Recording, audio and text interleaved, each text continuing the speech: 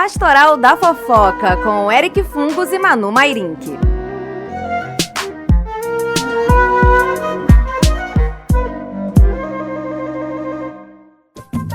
Os humilhados serão exaltados, humilhados serão exaltados, humilhados. Mas não se esqueçam, se Deus é por nós, jamais ninguém será contra nós.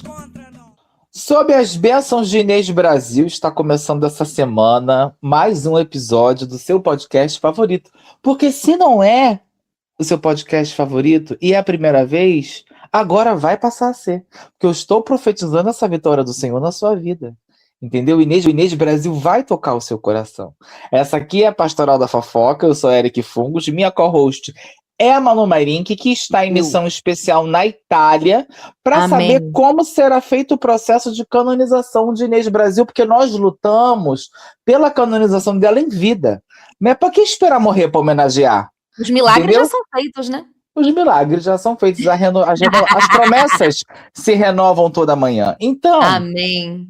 Estamos aqui aos trancos e barrancos, eu e Manu passando raiva na Itália, eu passando raiva no Brasil. Você vê que não muda, né, amigo? Você vai para longe, aproveita, se divirta. Olha, e eu tô inclusive agradecendo, porque se eu tivesse no Brasil, essa minha raiva tava triplicada, entendeu? Aí eu tô só à distância. Eu sinto uma raiva à distância, depois eu fingo que não é comigo, fecho o celular e tento esquecer a raiva, entendeu? Você acha que nesse caso é o primeiro caso de câmbio invertido? Porque geralmente com o câmbio tudo fica mais caro na Itália. E aí você acha que estando daí, né, aqui a fofoca, no caso, a desgraça, a raiva, seja lá o que for, vai ficar mais caro, com exceção do SUS? Nossa, assim, realmente, eu tô agradecendo muito, apesar do ódio de estar à distância, né? Hoje eu tô com bastante raiva, hoje eu tô meio que raiva, meio que triste, porque assim, aqui já são 2 da tarde, enquanto a gente tá gravando 9 da manhã ainda não deu tempo, por exemplo, no Brasil, do Eric começar a sentir um ódio novo hoje, né? São só aquelas coisas que já são normais do cotidiano. Hoje eu já senti ódio e depressão, né? Já deu tempo até aqui às 2 da tarde hoje de acontecer. A depressão do momento, né, que eu tava conversando com o Eric, é de que, tô na Itália, você tem que ir para Roma, você pesquisa católica na Itália, você tem que ir para Roma. E aí, será que tenho? Será que é possível? A que custo, né? A que custo, literalmente, né? Porque não é só pagar a inscrição, por exemplo, em um evento que eu estava planejando ir, mas é um lugar para você dormir. Eu não estou num lugar que dá para pegar um trem e ir para Roma e voltar. Que a Itália é um país comprido. Eu estou numa ponta cá de cima, a Roma está lá para baixo. Não é igual uma Inglaterra, um negócio que é uma coisa mais por redondo, que você rapidinho faz todas as cidades, então a 2 horas de distância, entendeu? Não é. E aí, eu já estou assim, será? E aí eu sei que eu criei expectativas, muitas. Vocês criaram expectativas muitas e talvez eu esteja tendo que aprender que a vida é a vida cotidiana. Eu continuo sendo pobre em euros também. A vida é uma grande cartolina que a gente só lembrava no domingo à noite para a escola segunda de manhã. Isso, é isso. É exatamente isso.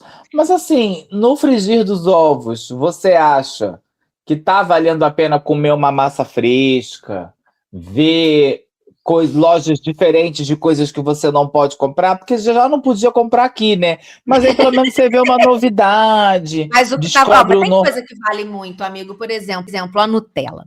Eu comprei um pote de 950 gramas de Nutella. Ih, tem uma senhorinha ali na varanda. Ó. Se ela olhar para cá, vai me ver gravando. Ela tá nua? Jogou água. Não, tá bem vestida, mas jogou uma água no chão.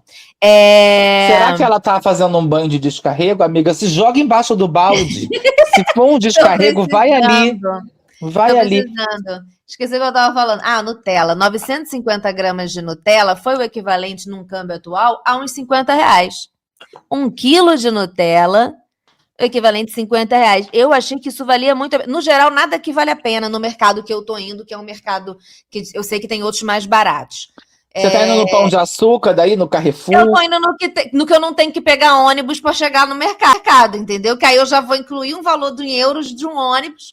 Não existe Uber, não existe táxi. Então, assim, eu tô indo no que tem aqui do lado, que eu sei que não é assim, tem mercados mais caros, mas eu sei que tem mais baratos. Que quem tem carro vai nos mais baratos. Mas assim, eu achei que valeu a pena. E quem tem boca vai a Roma, né, amiga? Quem tem boca eu, por exemplo, aparentemente não tenho boca, porque se esse ditado fosse verdadeiro, tanto que eu falo, eu estaria em Roma. eu conseguiria ir para Roma. Então a gente está tendo aqui, inclusive, a prova de que talvez esse ditado não seja exatamente assim. Não Quem seja tem assim. dinheiro vai a Roma. É Entendeu? isso. Mas enfim, E gente, eu tô moradores aqui de rua falando por também, um talvez. desabafo que coisas que eu estava vendo 5, 10 minutos antes de entrar. E foi um choque inicial. Claro que eu vou fazer aqui agora, sentar nos próximos dias, cálculos matemáticos, já para cima, para baixo, para um lado, para o outro, o que dá, o que não dá, onde eu consigo mendigar, o que eu consigo fazer e diminuir as minhas expectativas. Talvez eu tenha que ficar no albergue com 15 pessoas de diversas nacionalidades, gêneros e sexos. Não sei, eu ainda tenho que olhar isso. Mas esse é o meu choque inicial de cara. Pá! Se você fosse homem em Roma, não é difícil pagar os padres com favores sexuais e ter hospedagem gratuita, mas é aquilo, né, amiga? A que custo, né? A que custo? Mas assim, eu acho que vai dar tudo certo, nem que seja para você ir depois, entendeu? Acho que é aquilo também, o que não tem remédio, remediado está. Porque eu cheguei numa fase da minha vida que, às vezes, assim, vale o desgaste. Será que eu quero muito? Sabe? Assim, Porque será assim, que às essa vezes. coisa, você pesquisa católicos, tem que ir para Roma. Fui eu que decidi isso? Ou foi todo mundo que tá falando, você tem que ir? Tem que ir. Eu Assim, vou conseguir pagar o ingresso para entrar na Capela Sistina com 15 mil outros turistas e vou passar 10 segundos lá dentro e diz que fui? Será que tem que? São perguntas que eu fico pensando isso. Será que tem que? Mesma vez eu não tenho que. Um mas lado assim, meu acha a que minha. não tem que. Mas olha só, se tem que ir para lá, também não tem que ir em Aparecida, que é a filial de Roma aqui? Sabe, não teria que Tem fazer que, mais não, visitas aparecidas? São perguntas. não tem que ir também lá no Santuário do Pai Eterno, lá do Padre Reginaldo Manzotti, lá na estátua do Padre Cícero? Talvez a gente não tenha que buscar uma Lei Rouanet para um patrocínio do Manu Tour, porque vai ter que ir em tantos lugares. Inclusive, eu estava vendo essa semana uma matéria que falava no YouTube, acho que era da BBC. Eu até mandei para o nosso jurídico, para a Bárbara. Um beijo, Bárbara, querida. Sobre como está acontecendo, agora eu já estou entrando na pauta séria aqui de preâmbulo, de como está a disputa territorial no Brasil entre católicos e evangélicos a partir de marcos civis, que são as famosas praças cristãs.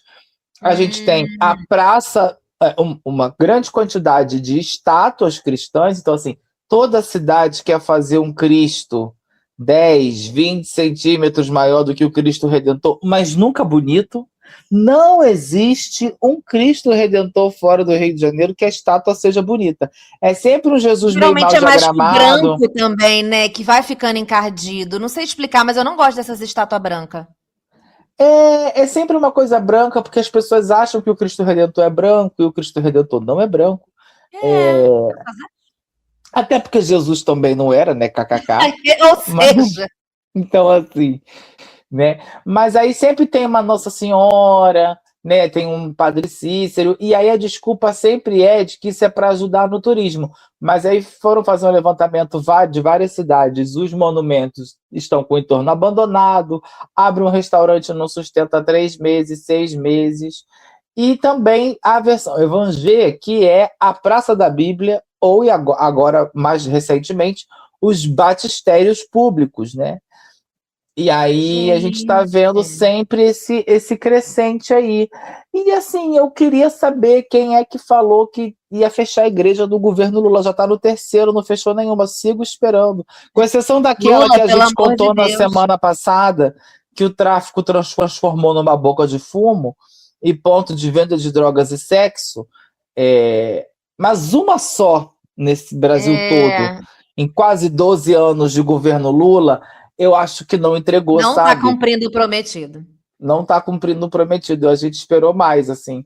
Sinto muito. Mas... não sei, eu fiquei reflexivo, porque realmente, Praça da Bíblia... E tem uma coisa que os evangélicos sempre saem perdendo, né? Porque a Praça da Bíblia, tal qual um substantivo comum de 2 gêneros, ela também serve para os católicos. Agora, uma praça de Santa Luzia, uma estátua de Santa Luzia, não serve para os evangélicos. Você tá entendendo? É Então a igreja verdade. ela é mais malandra porque ela cria símbolos que só atende a sua demanda. Entendeu? Hum, Então, hum. aí eu acho que ela vai ganhando, É. porque ela pode até dizer assim: a Praça da Bíblia também me serve, eu vou comemorar na Praça da Bíblia. A Bíblia é a palavra Aham. de Deus. E entra com um livrinho, A entendeu? palavra de Deus Esse é o tá ícone. no Tá no meio do meio povo. do povo. E tinha coreografia. Que cresceu e nos Se transformou. transformam. Vocês não estão vendo, Manu está botando pra fora seu lado fit dance. Eu consegui desbloquear nela isso pra poder botar pra fora. Amiga, você já viu? Eu tava lembrando aqui agora. Eu acho que talvez isso resolva, não só pra você. Eu vou dar essa dica pros nossos ouvintes, que é assim: quando você está num dia muito desgastante na sua casa, no seu trabalho, você vai ao banheiro, tranca a porta, Ai, tô. bota a mão nas Todos. ancas e rebola. Sem música. E você vai dando uma Sim. rebolada. E Eu eu acho que eu tenho que acho, botar amiga, o álbum novo da Anitta. eu acho que se o seu dia tiver muito difícil, imagina você na Capela Sistina dando uma rebolada.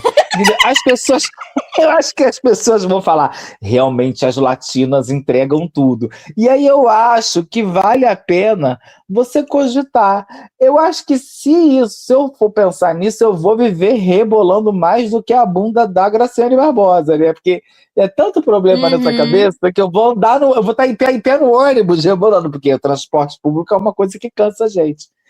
Mas, assim, Sim. pelo menos, amiga, pelo menos a Nutella tá num preço bom aí. Então pensa nesse lado. Não, eu acho que eu tô me agarrando na Nutella e em coisas do Brasil que eu estou podendo fingir que não estão acontecendo.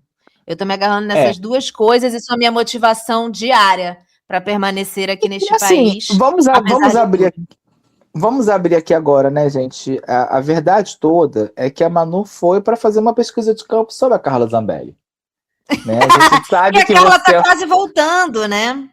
Mas eu acho que ela vai esperar você para vocês virem no mesmo voo. Ai, seria Eu tudo! acho, eu acho, eu Zambs, acho. Zambs. Vamos para Vamos, as eu pautas, acho. vamos para as pautas, vamos para os Vamos, quadros, vamos, negócio de vamos. quadros. Vamos lá. Vamos lá. O terceiro segredo da fofoca. No terceiro segredo da fofoca de hoje, vai ser rápido, vai ser direto, não vou enrolar vocês. A gente vai logo para as pautas mais importantes deste programa. E hoje esse programa está com pautas importantes e relevantes de verdade, não estou sendo debochada aqui. Mas o que eu queria dizer para vocês é que está chegando agora no dia 2 de maio, vem aí o show da Shakira, né, na praia de Copacabana, o Todo Mundo no Rio, vai ser babado, confusão e gritaria, o maior palco, uma coisa incrível vai acontecer. Eu quero que vocês vão, tirem fotos, mostrem para mim, porque eu gosto muito da Shakira, amo a Shakira, vocês sabem que eu não pago para ir em show, não vou em show, mas o da Shakira eu fui no Engenhão, não sei se me arriscaria aí a praia Já mas... estávamos com esse podcast quando você foi. Sim, claro, foi ano passado, já estávamos há muito tempo com esse podcast.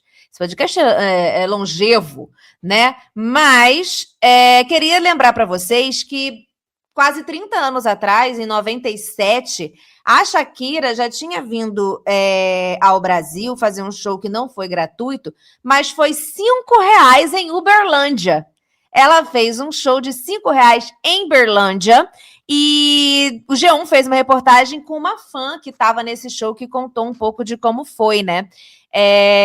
Ela tinha cabelo preto ainda, né? Aquela foto clássica, tem na reportagem do G1, a chamada do jornal. O quê? Show? Quem? Shakira. Quando? Hoje? Horário às 21h, onde? No Parque de Exposições do Camaru, a R$ 5. E aí ela estava na turnê do Pies Descalços, né? Os pés descalços, e fez um show na exposição agropecuária em Uberlândia. Sabe a exposição agropecuária do interior de Minas que toda cidade tem? Tipo, festa do morango, festa do não sei o quê. Ela fez. E aí, claro, né? R$ 5 é um valor irrisório, principalmente para shows. Cabe a gente lembrar que, na época, o salário mínimo era R$ 112, então o valor era 4,43% do salário mínimo. Mas, pensando no salário mínimo hoje de R$ 1.621, é como se o ingresso custasse R$ 71,80, o que continua sendo muito barato, né? Um valor módico. Um valor, né, para um show. Mas é isso, ela ainda não era a Shakira que a gente conhece hoje, embora ela já tivesse aí começado a frequentar os programas de domingo, né? Que ela foi quando a gente foi conhecendo ela. e estava lá com seus longos cabelos pretos, e a reportagem traz Gisele Okuhara, que hoje tem 37 anos, que estava lá no show no auge dos seus 11 anos. Tinha 11 anos, tem 37. Faz os cálculos aí, gente. É o que tá aqui na reportagem. Ela fala: eu sempre fui muito fã da Shakira, sabia cantar as músicas de trás para frente e de frente para trás. Estou Aqui era a minha música favorita, eu passava horas cantando no karaokê. E aí ela falou: meu Deus, eles vão tocar aqui em Uberlândia, eu preciso isso. Só que os pais dela falavam: ai, não gosto de muvuca, você não vai, não sei o quê. Você tentando explicar, eu sei como é, você tentando explicar para os seus pais a importância de um show como esse, que é, por exemplo, quando Sandy Júnior cantaram no Maracanã, e que eu tentei explicar para os meus pais a importância desse show e não fui atendida e não fui nesse show. Que é, assim, até hoje é um trauma. Eu ia falar, já é a segunda vez que você traz isso. Não, mas isso e eu sinto que é um trauma, mas e isso eu já foi sinto, publicamente falado. Eu sinto um leve pesar em sua voz. Não Você tempo que não acha, volta. mas você acha que isso jamais será preenchido por novos shows do Sandy Júnior? Não, assim, claro que o que eu pude fazer por mim, eu fiz, né? Quando teve a turnê da volta deles, eu fui em 2 shows. O que eu pude fazer por mim, eu fiz. Mas eu acho que são momentos diferentes, sabe? Coisas diferentes. Um buraco sempre estará, né? Presente no meu coração. E Mas aí não adianta o Nepal ir, né? Não adianta dar um pulo no Nepal, né? não vai isso resolver. Ninguém vai resolver isso. E aí ela fala que, no fim das contas, os pais dela cederam ao pedido, conseguiu ir de camarote e tal. Mas é isso, assim, ressuscitando um terceiro segredo bem curto para dizer que Shakira já fez um show a R$5 em Uberlândia numa feira agropecuária. E eu acho isso muito interessante, ainda mais levando em consideração o que vai acontecer em Copacabana no dia 2 de maio. Eu achei uma diva acessível. E veja, o show agora é de graça, continua sendo diva acessível. Mas agora custa ao patrocinador. Na época, eu acho que nem isso, né, direito. Acho que ela deve ter vindo por um, assim... E foi no Brasil profundo, é outra coisa. Você acha que ela ganhou o quê de cachê na época? Uns R$5.000 e um boi, né? Um boi. Um boi. Exato, ganhou um vale-compras um vale-compras da Friboi e uma galinha. Que sempre uma dúzia de ovo. Doce de leite e um litro de leite. Eu acho que foi bem pago, né? Porque é a nossa Nutella, né, amiga? É verdade! É verdade. É a nossa Nutella. Ressuscitando fofocas. Hoje no Ressuscitando, voltei a ler o livro dos recordes. Boa. E ainda não achei aqui sobre a pessoa mais depressiva do mundo. Talvez estejamos lá. Porque eu acho que esse ícone, né, da pessoa mais depressiva do mundo, ela vai variando dia a dia, né? Eu acho que é um estado de espírito que vai... porque assim, ontem não era eu. Na verdade, é um estado psiquiátrico. Amanhã, quando as pessoas estiverem ouvindo... quando as pessoas estiverem ouvindo esse episódio, já não sou mais eu de novo, provavelmente. Entendi. Bem, eu trouxe aqui 3 recordes que me fazem pensar em habilidades que as pessoas têm, que eu acho que eu jamais teria. E eu fico me perguntando, se a vida me apresentasse uma dessas atividades, como que eu lidaria com isso, né? A primeira é que, em 17 de outubro de 2023, o performista Doug DeGroote, Doug o Grande, né, do Canadá, ele caminhou com um par de pernas de pau de 16 metros e 76 centímetros em Bradford, Ontário. E ele fez isso aos 67 anos e desafiou ventos fortes para dar 14 passos, 4 a mais do que o mínimo exigido, e recuperou o próprio recorde após a última conquista em 2002. E assim... eu achei fascinante, sabe? A pessoa de 67 anos andando numa perna de pau da altura de um prédio de quase 5 andares. Olha... Meu Deus. Achei muito... Assim, quando você vê a foto... Agora, você vê os filhos, né? Os filhos falando, cara, meu pai, puta que pariu. Ele tá na perna de pau, tem uns cabos, então se a perna de pau cair, ele vai ficar pendurado pelo cabo. Menos mal, se cair, não morre. Eu tenho uma amiga que a mãe dela agora tá com 102 anos, mas como ela acho que fez 90, quando ela fez acho que 80, 90, ela resolveu saltar de paraquedas. Mas também é isso, né? Vai. Aí ela foi com uma das duas filhas e saltou de paraquedas. A filha pegou uma dessas fotos, porque tira foto no ar, né? Quando você vai nesses eventos. Aham. E aí, o que ela fez? Ela falou assim, olha, mandou a foto pra irmã no e-mail, a irmã tava viajando, abra esta foto. A foto tava lá em anexo, não tinha zap. Aí era a foto da mãe desse cara, em queda livre, feliz.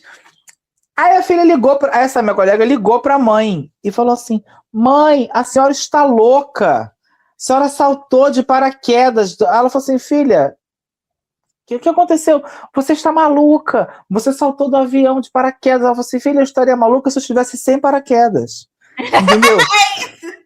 Exatamente. Com paraquedas, Errada não está.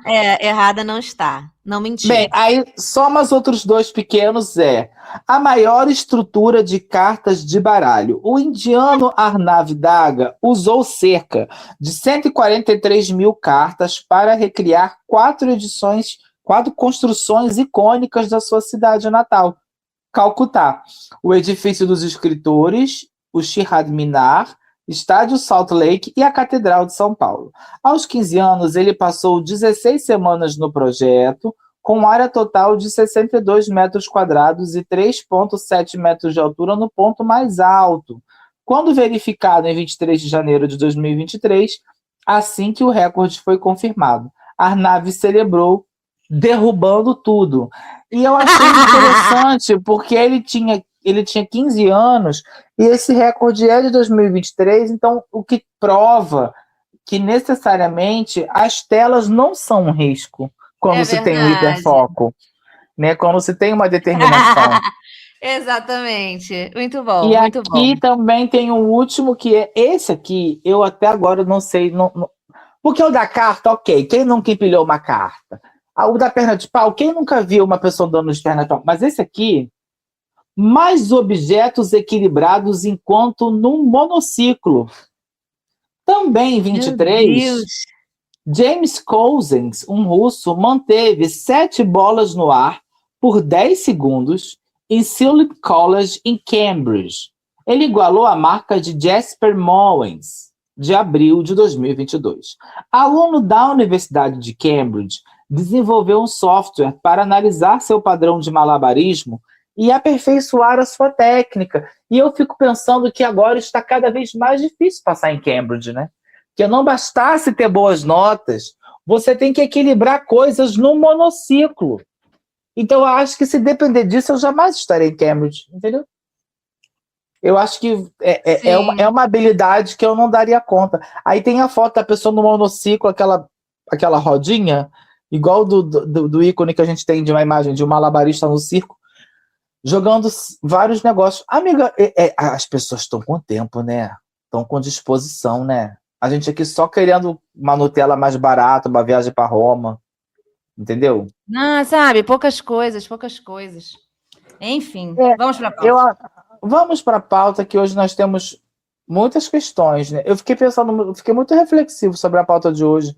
Eu acho que ela tem grande potencial. Falando em potencial, eu queria agradecer já de antemão a todo mundo que ouviu o episódio da semana passada, que deu bug no sistema do Spotify, e o episódio subiu 2 vezes, ficou Manu lá na Itália, eu aqui tentando resolver.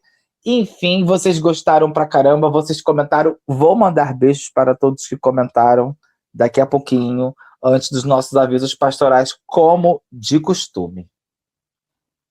A vida é muito corrida. Às vezes a gente não tem tempo para sofrer. E aqui a gente só faz isso. A gente...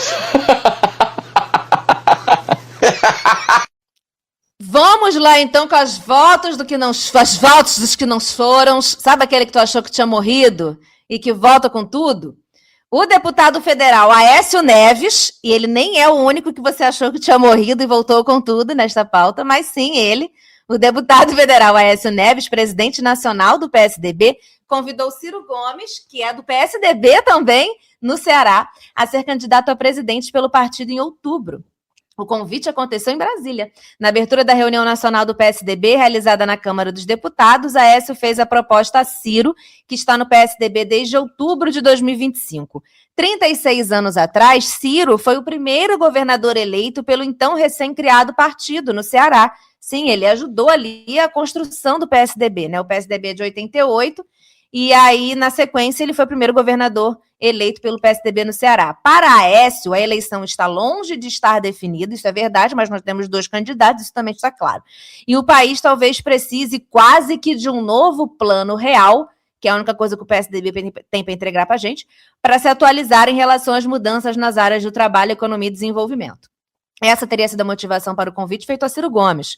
Ele falou, o Aécio, não encontro hoje no quadro político nacional alguém com tantas qualificações, tão atualizado em relação à realidade brasileira e com tanta contribuição a dar ao Brasil. Após o convite, Ciro prometeu amadurecer a ideia com muito respeito e explicou, minha angústia com o Brasil não me permite descartar pura e simplesmente a candidatura à presidência e o meu respeito e os meus deveres com o Ceará também não me permitem aceitar prontamente o desafio. E agora está a crise também lá no Ceará, que está todo mundo, Ciro, você está maluco, contamos contigo. E aí está essa crise existencial. Por mim, morram todos. Amiga, são muitas camadas nessa matéria, né? A primeira que é, assim, tirar esqueleto velho do armário, né? Porque Ciro Gomes, Aécio Neves, juntos, é um cheirinho de anos 2000 que não orna, sabe? Mas também Lula não orna, porque também é um cheiro da década de 80. Mas você vê que a nossa política só tem gente velha, cara. Assim, só a ala de geriatria do SUS, pelo amor de Deus. Essa semana interditaram o Fernando Henrique Cardoso, né? Que ele tá com 96 anos, a família deu entrada para interditar ele porque ele tá com Alzheimer, tá muito velhinho, tá mal. Aí estão só esperando ele apodrecer para agora que ele já não tá mais aí, né? Tá nos nossos avisos esse, eu acho, mas aconteceu essa semana. É, para terminar de rifar o PSDB. Aí, assim, Ciro é uma moda que já passou, né? Meio a calça saruel, você não acha? Que o Ciro é a calça saruel da presidência, teve um hype, não engrenou em todos os setores, tentou funcionar aí para todo mundo, mas a calça saruel não vingou. E eu acho que o Ciro, ele é a nossa calça saruel, entendeu? Ele é diferente. Ele se vende como diferente e descolado, mas na verdade só é brega. Então, para mim, o Ciro é a calça saruel, entendeu? E agora, o que prova que o PSDB tá velho pôde é que nem o Aécio quer mais se candidatar, né? Que sempre quis, sempre teve aí um desejo de poder e tá cansado, né? Prefere cheirar a cocaína aí, que dá mais onda, né? Dá mais onda. Não, amiga, eu tenho muita preguiça do Ciro, mas na verdade eu tenho preguiça de uma época. Porque assim, pior do que bolsonarista no Twitter, porque bolsonarista é maluco, é cirista, né? Tinha um povo que fazia ego search do nome do Ciro. E aí você falava, fã do Ciro é igual a fã da Lady Gaga. As pessoas ficam botando o nome dela. Não fala isso dos fãs da Lady Gaga. Amiga, mas eles são uma seita, ainda tipo tem os Anitters. Mas tem um mínimo de fundamento ser fã da Lady Gaga. Tá. Pelo menos ela não é candidata, né? Eu não sou obrigada a colocar a cara dela numa urna em outubro. Mas, assim, no caso do Ciro... não. Gente, eu acho assim, gostar do Ciro, pra votar no Ciro, é muito 2014. Eu acho assim... Foi 2014 que teve eleição? Não. Foi 2014, né? Teve, né? Não sei, de 2 em 2 anos tem eleição. Você tá falando presidencial, né? Foi. Porque Bolsonaro foi eleito em 18, né? De uma série de 16. Foi 14, foi isso. Então, assim, acho que já deu, né? Se Ciro entrar pro pleito, mas eu acho que ele vai querer ser candidato a governador, acho que vai ser um saco ver ele no debate. Eu não tenho paciência nenhuma pro Ciro, gente. Ainda bem que a Patrícia Pilar separou dele, porque ela não merecia estar com aquele homem. Já tem anos isso, né? Mas é só uma fofoca requentada. Agora, eu trouxe uma pauta aqui. Você tem mais alguma coisa para falar sobre o Ciro? Eu não. Eu jamais.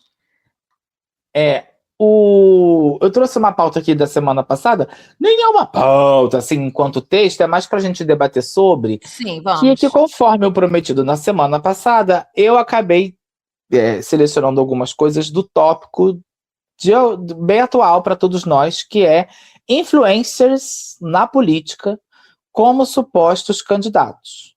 Desde o fim do ano passado, já estava pipocando por aqui e ali alguns nomes sondados por diversos partidos para compor os seus quadros e angariar a coisa mais importante dos tempos atuais, que é visibilidade. Matéria do portal NSC já trazia, por exemplo, em novembro, especulações sobre alguns nomes que nós podemos ver nas urnas, dependendo do andar da carruagem ainda em 2026. Chico Moedas, Jojo Todinho, Deolane Bezerra, MC Gui, Renato Cariani e até mesmo, mais recentemente, Graciane Barbosa. A Graciane está afiliada ao Republicanos. Ela disse que ia se candidatar, mas voltou atrás. Mentira! Não peguei essa, não tinha acompanhado. Ela voltou atrás, né? Ela abriu mão da sua candidatura por questões contratuais com a Rede Globo. Acho que ela foi inteligente, né? Sim. E agora ela está namorando um outro cara padrão que nem ela. Eu acho que eles dividem a ampola de testosterona. Acho que ela encontrou a sua cara metade. Realinhou o chakra, né? Não precisa mais ir para política. Rico Melquiades chamou a atenção ao se filiar pelo PSDB ou é PSB? Agora acho que tem que ver qual que eu anotei. Acho que eu anotei errado. Confere para mim aí qual é o partido do Rico Melquiades, por gentileza. Se é o PSB ou PSDB, que se for o PSDB, vai ser incrível o Rico fazendo a campanha pro Ciro. Vai ser tudo. Cara, não sei, porque aqui apareceu PV, mas não deve ser também. Deve disputar de cara, né? Mas... PSDB. Daqui a pouco eu acho. Rico Melquiades se filiou ao PSDB. É porque eu vi PSB, eu falei, não é o PSB, certamente é o PSDB. Ele tem muita cara dos tucanos. Bem, e parece que ele está mirando uma vaga como deputado federal por São Paulo e também concorrendo com subcelebridades como Silvia Bravanel, filha do Silvio Santos, que Deus o tenha no reino da glória, e que também é pré-candidata a deputado federal pelo PSD, sem o B. Já no ramo religioso, essa semana saiu a notícia de que Davi Sasser, reconhecido cantor evangélico pró-Bolsonaro, Israel e o combo da morte todo, que a gente já conhece, é pré-candidato pelo Progressistas. Perceba, Progressistas, Davi Sasser, PP. Sabe, o que virou, né, os nomes de partido no país, né? A pessoa do Progressista e tá querendo intervenção americana, bandeira de Israel, sabe? Muitas coisas. Tem também um grande reforço aqui que estão falando por aí, e eu acho que esse é um nome que surpreende, que é do ator pornô, influencer e acusado de assédio sexual, Bruno Diferente. Né? Quem é esse, meu Deus? E aí, o que eu acho mais a cara do Bruno Diferente é que ele é ator pornô, como eu disse, influencer e acusado de assédio, e óbvio que ele não podia estar num partido diferente do PL. Tinha que ser no PL, que é a cara dele, né? Uhum. Ele tá aí no PL do Pará e ele quer uma vaga como deputado estadual na terra do Tacacá. Vale falar que a socialite e suposta rica Val Marchiori, em tratamento de câncer, também quer seu lugar ao sol, e Antônia Fontinelli, após tentativa frustrada em 2022, parece que vem com tudo para brigar. E olha que de briga a Antônia Fontinelli entende bastante, não sei se entende de votos. Já para os amantes de música, o Manuel, né, do hit Caneta Azul, Azul Caneta, vem como deputado federal pelo Avante em São Paulo. E em 5 de abril, essa aqui é incrível, o psiquiatra e escritor Augusto Cury, autor do best-seller O Vendedor de Sonhos, anunciou a filiação ao Avante e a pré-candidatura à presidência da República. Ele afirma ter conversado com dirigentes do PSD, PSDB republicano nos IMDB antes de definir a legenda. Eu já estou esperando aqui um chip de Ciro Gomes como candidato a presidente e Augusto Cury na autoajuda para equilibrar o Ciro, porque ele é psiquiatra. E aí ele vai estar acompanhando o Ciro na campanha, passando um tarja preta E acho que essa daí vai ser a chapa do demônio. O Augusto Cury deu um plano de campanha essa semana, hoje, eu vi hoje, deve ter dado ontem, né, se eu vi hoje, falando que tem um plano para combater o feminicídio, que são drones com sirene, para combater abusos e feminicídios. Drones com sirene. Porque ele vai estar em todas as casas, né? Vários drones com sirene. Veio aí essa informação. Toma aí para vocês esse planejamento. Bem, a presença de celebridades entre as listas de candidatos tem aumentado ao longo das últimas eleições, e em 2024, nomes como Zilu Camargo, José Luiz da Atena, que serão para sempre lembrados em nossos corações por um único grande feito, que foi dar uma cadeirada no Pablo Marçal, porque se teve alguma coisa que o da Atena fez pela sociedade, foi uma cadeirada no Pablo Marçal. E, infelizmente, ela não foi forte o suficiente para o Pablo Marçal desistir de vez da política. Porque se fosse uma cadeirada bem dada, ele nunca mais... Inclusive, o Pablo Marçal falou também essa declaração de que o Lula está articulando nos bastidores para o Bolsonaro ser solto, porque o Lula quer o Bolsonaro, porque para ele é bom. Então, o Lula, na verdade, nos bastidores, ele está articulando, a gente que não sabe. Não, você vê, né, que achar que só Bolsonaro solto resolve quando ainda precisa dele elegível de novo, né? Bem, e também a gente tem que lembrar que em 2024 a gente teve o nome de Babu Santana nas urnas, veja só, e depois veio pro Big Brother. Por sua vez, nomes como o Alexandre Frota, ator pornô, Tami Miranda e Ana Carolina Oliveira, mãe da menina Isabela Nardoni, ambas em São Paulo, também concorreram e conseguiram se eleger para o cargo de vereador. E aí a gente tem também aqui vários micro-influencers regionais que podem eventualmente estar se candidatando. E você acha que esse movimento é um movimento novo de artistas, assim? Não, eu acho que, assim, claro, eu deveria ter conhecimento histórico sobre isso, mas eu acho que não, na verdade. Eu acho que sempre teve, mas eu acho que agora os partidos, viajando aqui, hein, abrem mais espaço para essa galera porque tem chamariz de influência. É igual novela, que bota um influencer lá porque vai chamar audiência, vai chamar não sei o quê. Eu acho que tem esse chamariz, entendeu? Então, eu acho que um grande divisor, eu não sei nada do que eu tô falando, eu tô aqui pensando enquanto falo com vocês. Enquanto falo com vocês, eu tô respondendo 15 pessoas no WhatsApp, hoje a minha cabeça não está legal. Então, pode ser que eu fale várias atrocidades. Mas eu acho que um divisor de águas nessa coisa da celebridade foi Tiririca. Porque não só ele foi eleito com muito voto, como ele levou muita gente. Então, ele em si não é alguém que um partido colocaria enquanto ideologias. Mas o partido precisou do Tiririca para levar aquelas outras pessoas que eles efetivamente queriam que estivessem lá. Ele foi um puxador de voto. Então, pode ser que as pessoas estejam pensando nisso, os partidos. Não sei, viajei aqui. E vale dizer que o Tiririca, foi eleito por São Paulo, está para mudar o seu domicílio eleitoral para se candidatar pelo Ceará, tá?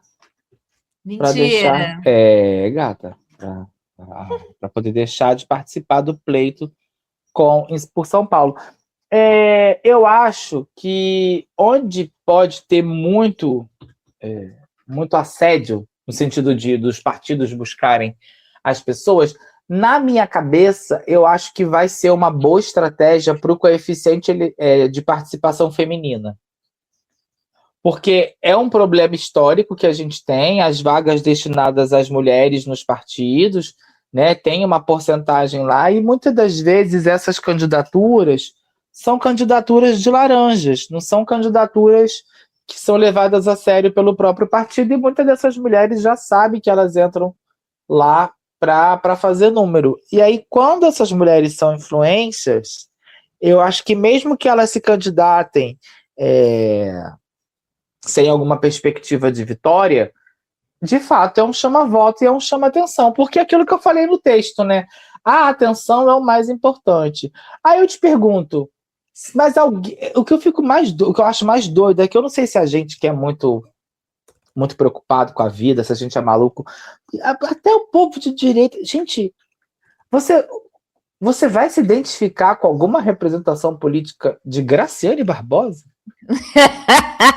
Mas as pessoas, o pensamento político, amigo, o pensamento político é tipo, nossa, ele já fez muito pelas pessoas e acabou.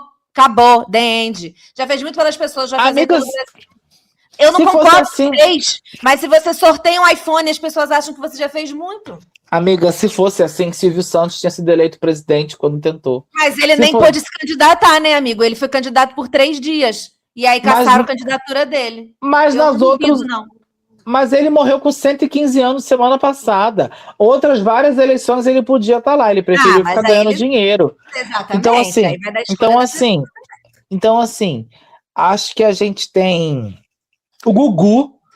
O Gugu ia ter. A de extrema-direita ia adorar o Gugu, porque ele pegava pobre e levava de volta para casa. O de volta para minha terra é o que Balneário Camboriú quer fazer: tirar os cracudos da rua e jogar de volta no outro município.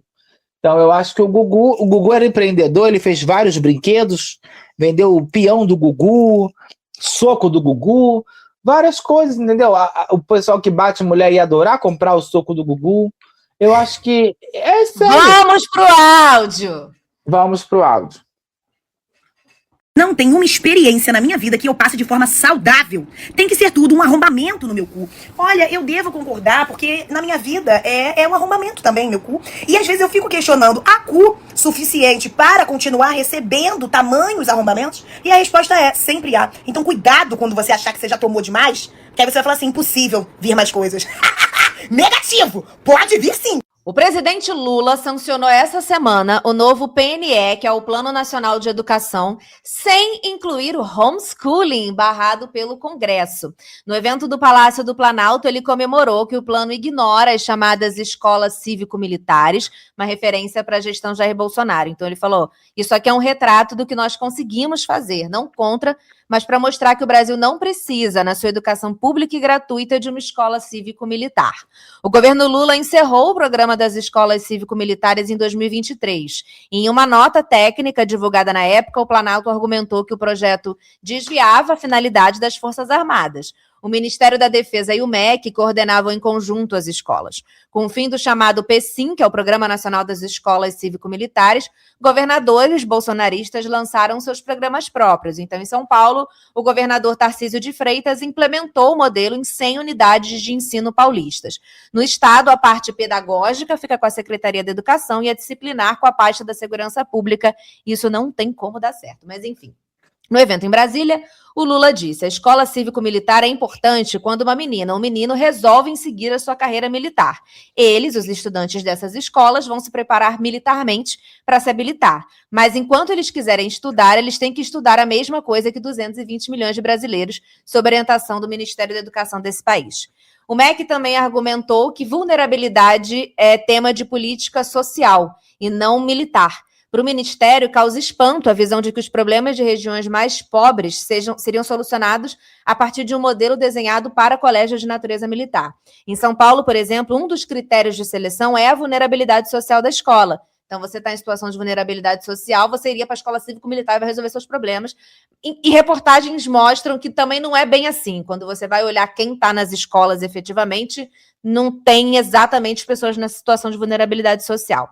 No plano sancionado essa semana, a meta é conectar 75% das escolas públicas com internet de alta velocidade até 2030. Os estados e municípios também deverão reduzir os contratos temporários de professores. A proposta é que, no máximo, 30% dos profissionais do magistério não sejam do cargo efetivo. Em 2035, o objetivo é que 85% dos alunos atinjam um nível adequado de aprendizagem ao fim do ensino fundamental, e a meta é a mesma para os estudantes do ensino médio. A educação climática também aparece nas metas. Até 2030, desenvolver e implementar planos para adaptação às mudanças do clima em 60% das redes de ensino. E aí, antes de passar para você, eu estou numa fase da minha tese, vou me explicar bem rapidamente, eu pesquiso a minha tese atualmente, que ela passou por transformações, é basicamente explicar, entender e analisar como a Brasil Paralelo, e em sua plataforma de maneira geral, não só o canal no YouTube, mas seus cursos e tudo mais, como eles se colocam como os responsáveis por construir, ajudar a construir a verdadeira intelectualidade aqui no Brasil, uma intelectualidade que segue valores tradicionais, literatura tradicional, música clássica, né, tudo isso. E aí, para entender o porquê eles fazem isso, eu estou analisando 2 documentários, que são Pátria Educadora, sobre educação básica, e Unitopia, sobre educação universitária, né, ensino superior, que é basicamente onde eles vão falar sobre os problemas de educação, e eu entendo e defendo na tese que nesses documentários eles mostram para o mundo os problemas da educação e isso faz com que seja importante que você assine a Brasil Paralelo e consuma os cursos que eles vendem, que vão contra o que as escolas fazem. E aí, ainda estou assistindo Pátria Educadora sobre educação básica, e basicamente há toda uma construção histórica desde Aristóteles para explicar, e eles chamam de escola pública, as escolas explicam por que elas estão sob o domínio do Estado, e sutilmente eles começam a chamar de educação compulsória. Então, é basicamente o Estado quer doutrinar a todos, e por isso existe um Plano Nacional de Educação, por isso existe uma tentativa de doutrinação daquele país, daquela nação, e por isso existe educação pública, e é privada a partir do momento, e a obrigação da escola. Então, por exemplo, ser contra o homeschooling, eles nitidamente, indiretamente, eles não citam isso, mas estão defendendo também o homeschooling.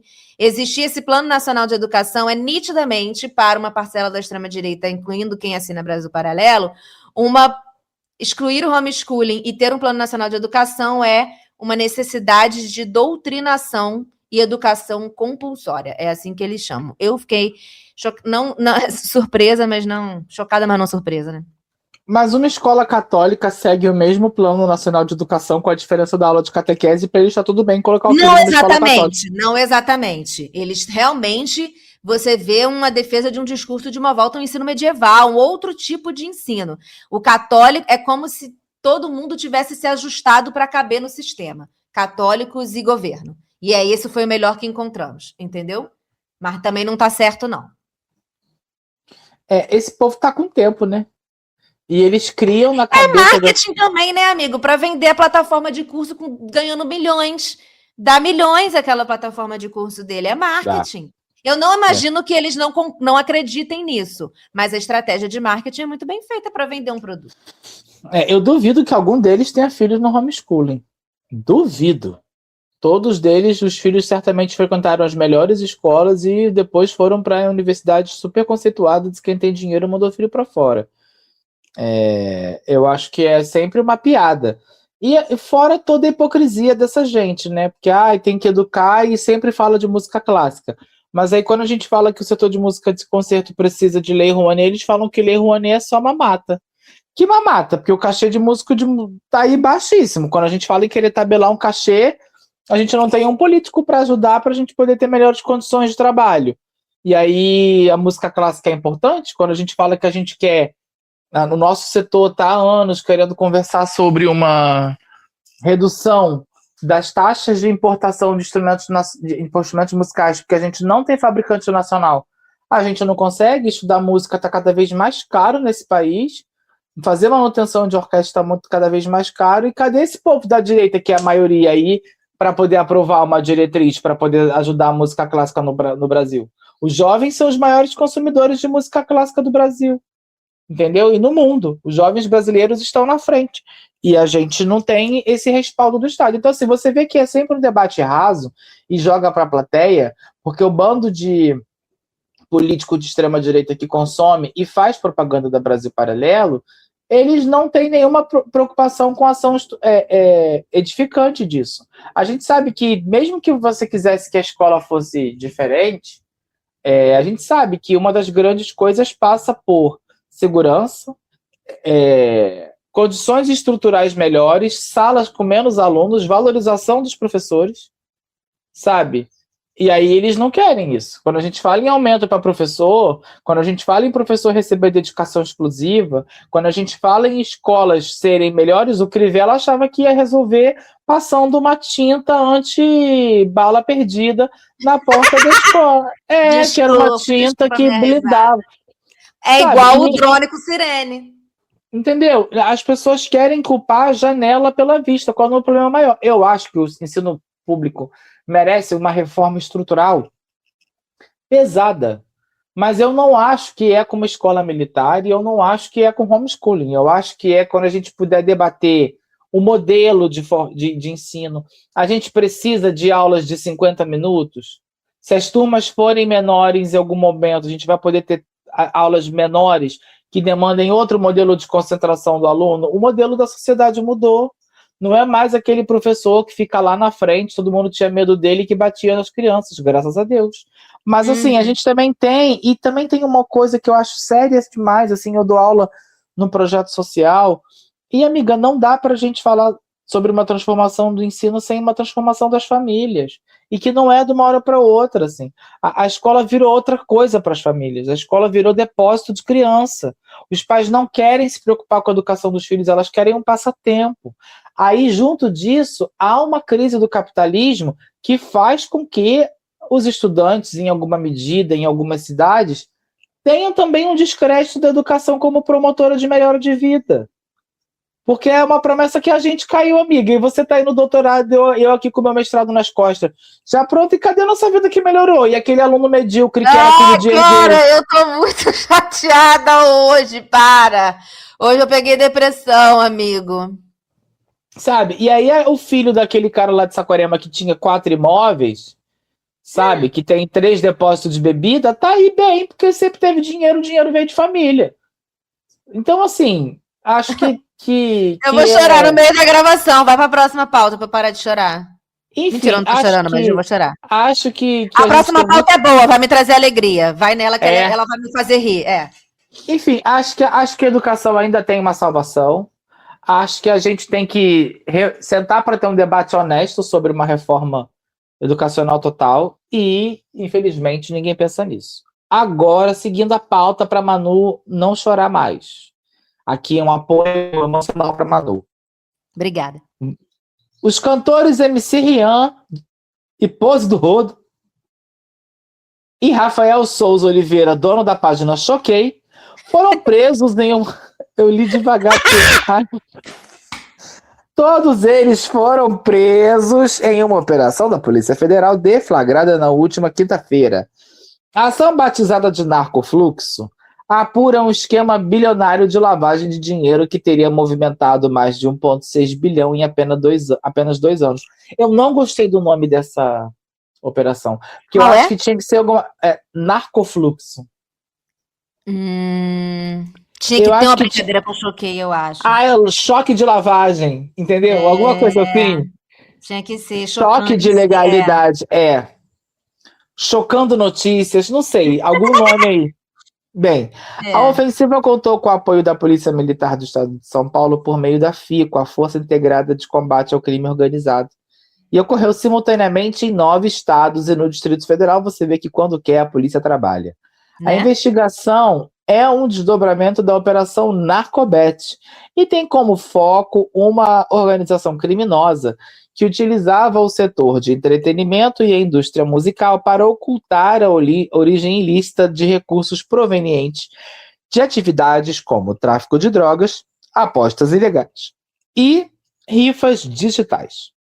O modelo de operação envolvia 3 frentes principais: a pulverização de recursos por meio de venda de ingressos. Que loucura isso, gente. Meu Deus. E também de produtos, não só de ingressos, né? A dissimulação financeira com o uso de criptomoedas e dinheiro em espécie, e a interposição de terceiros, incluindo familiares e laranjas.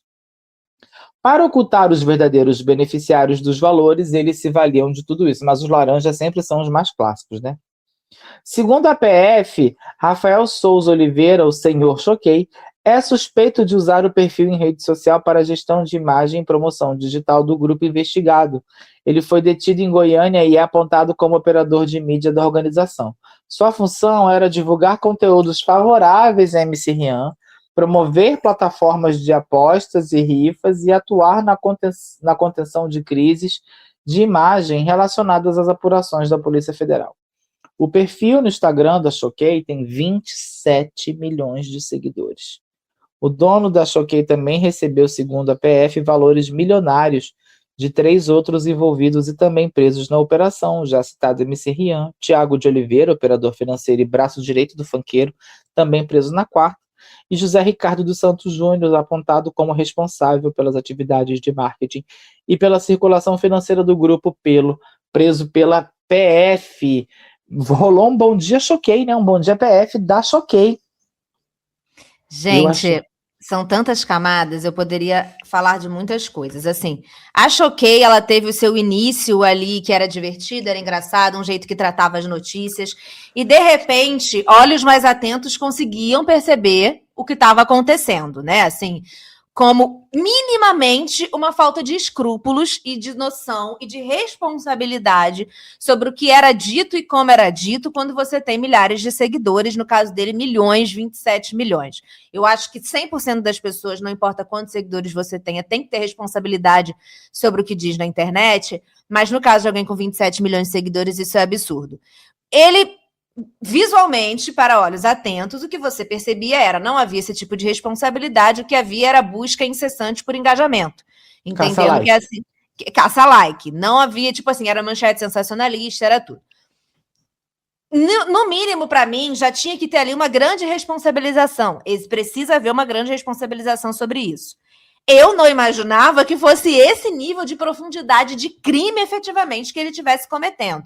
MC Rian, por exemplo, é um cara que nunca devia ter saído da cadeia, né? Ele foi preso por agredir a esposa e foi solto, tá aí. E aí tem essa história de que ele é o artista mais ouvido do Brasil. E aí o que circula é que, na verdade, ele tem a fazenda de cliques, é aquela galera que ganha para ficar tecnicamente ouvindo para poder botar ele lá em cima. Ele não é efetivamente o artista mais ouvido do Brasil. E aí depois sai essa operação, você entende que está tudo esquematizado. Essa operação surge depois que são apreendidas 4 toneladas de cocaína. E aí, nas investigações sobre de onde isso saiu, eles estão nas conversas com as pessoas do PCC. Então, foi quando entendeu que tinha essa relação com o PCC para lavar o dinheiro do tráfico de drogas, passava por eles, pela visibilidade deles e tudo mais, e o Choquei fazia isso. Mas não se enganem, porque não é o senhor Choquei o responsável, o único que faz isso. Assim, obviamente, nessa proporção e com esse nível de profundidade, pode ser que seja, mas vários desses perfis de fofoquinha que a gente vê na internet, vários, você vê nitidamente movimentos coordenados contra determinadas pessoas ou sobre determinadas pautas. Então aparece do nada a mesma fofoquinha falando de um candidato do nada.